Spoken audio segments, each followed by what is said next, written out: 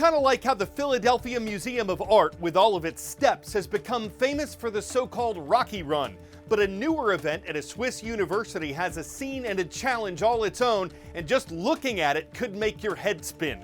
This circular building is called the Vortex. It's a $200 million residential complex at the University of Lausanne, with dorms, apartments, shops, and dining areas. But because everything's connected through a ramp that spirals up and around for just over 1.7 miles, someone got the bright idea in 2021 to stage a race there.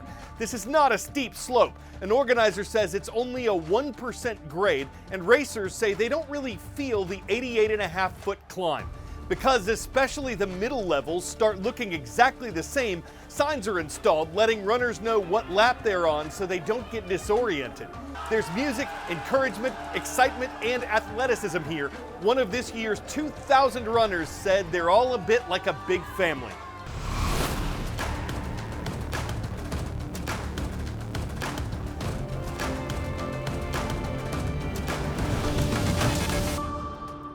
Hi, I'm Azuz for The World from A to Z. Some media outlets characterized what happened yesterday as the breaking of the internet. That may be overstating it, but systems are recovering from what was easily the largest global internet disruption of the year. The reason was a temporary glitch with Amazon Web Services. That might not sound like a major event, but AWS is a cloud computing network, a service that stores tons of online information for companies so they don't have to do it themselves on their own drives and data centers.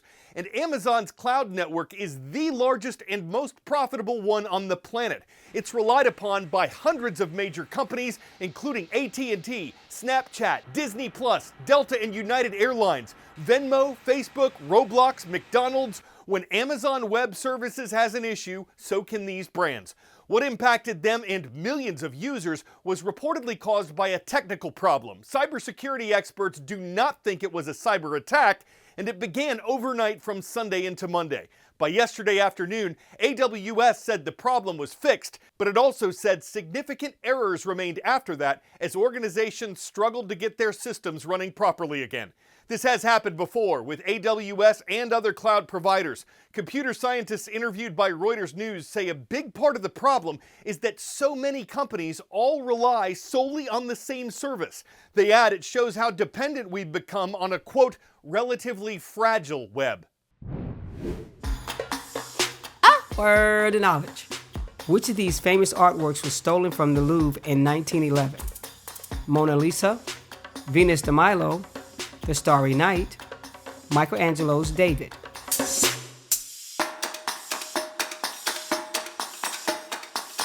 Only the first two options are housed at the Louvre, and the one temporarily stolen by an Italian decorator was the Mona Lisa.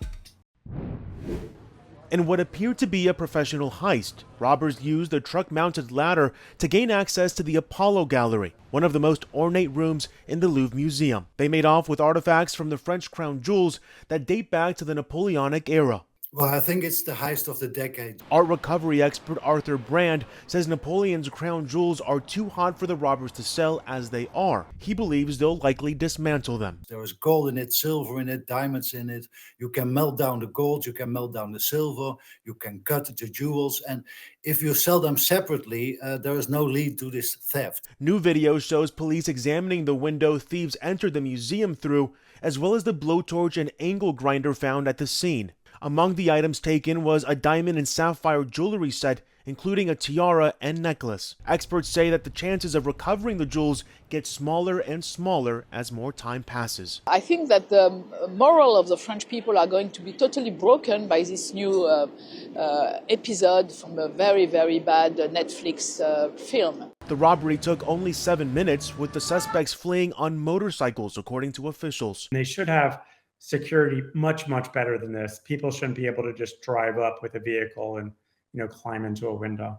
I'm Ivan Rodriguez reporting.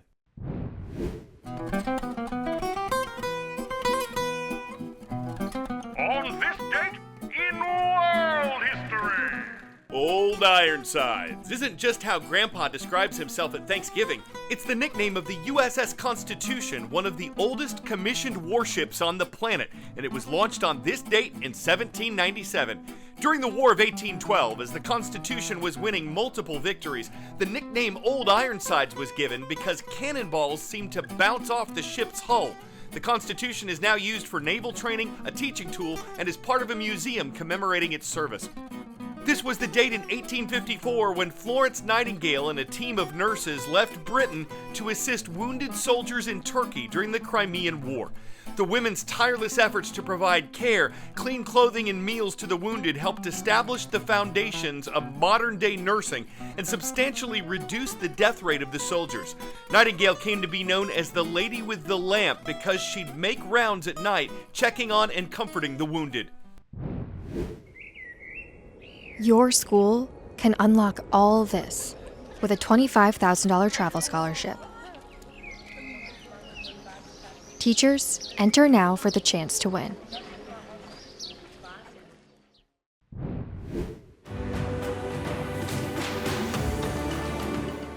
There are two places we look for the schools we announce. One is in the comments of our YouTube shows, and the other is the Request a Shoutout link at worldatoz.org. From Sioux Falls, South Dakota, we welcome Miss Beck's and Mr. Riggs classes. George McGovern Middle School is the home of the Eagles. Next, Lamar Christian School is where Mrs. Stringer's class is watching Hello to the Lions in Purvis, Mississippi. And last but not least, Dub Bears, Mr. Levinson's class. We see you at Bergenfield High School in Bergenfield, New Jersey.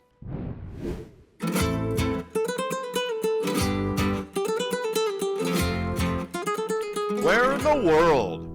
This is a nation that was formed out of 4 British colonies. You'll find it between the Atlantic and Indian Oceans. It has 3 capitals, and it shares part of its name with its continent.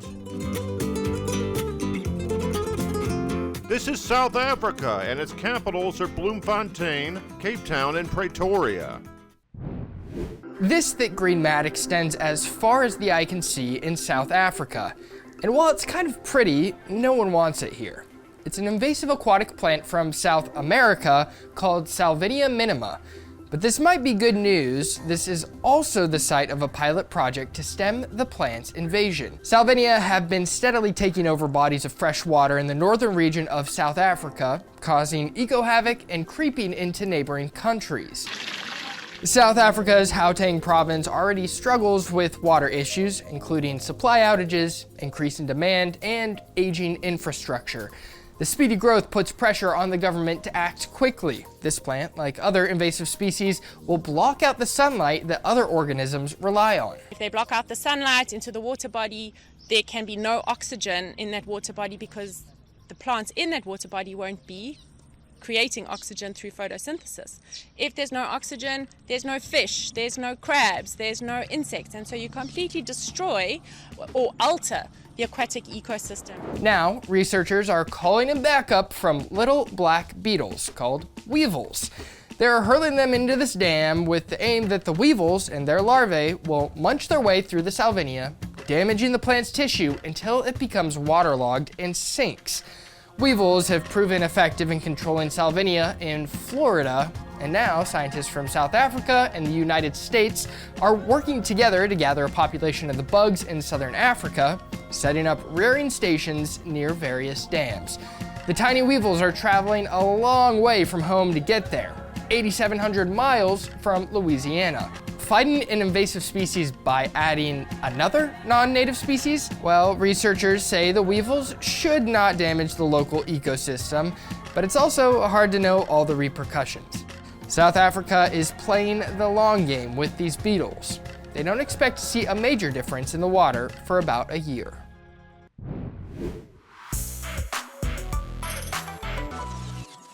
If you're not familiar with Labubu, you might be asking what got La Hurt, but a larger-than-life-sized version of this world-famous plush toy has been cooked up by a bakery in California, and everything you see here is made out of bread. It's mounted on a wooden frame, it weighs 300 pounds, it rises 7 feet tall. The bakery told KGO News that the face is made from hard dough that has no leavening. That made it possible to sand and sculpt. The plan is to leave Labubu up until Halloween.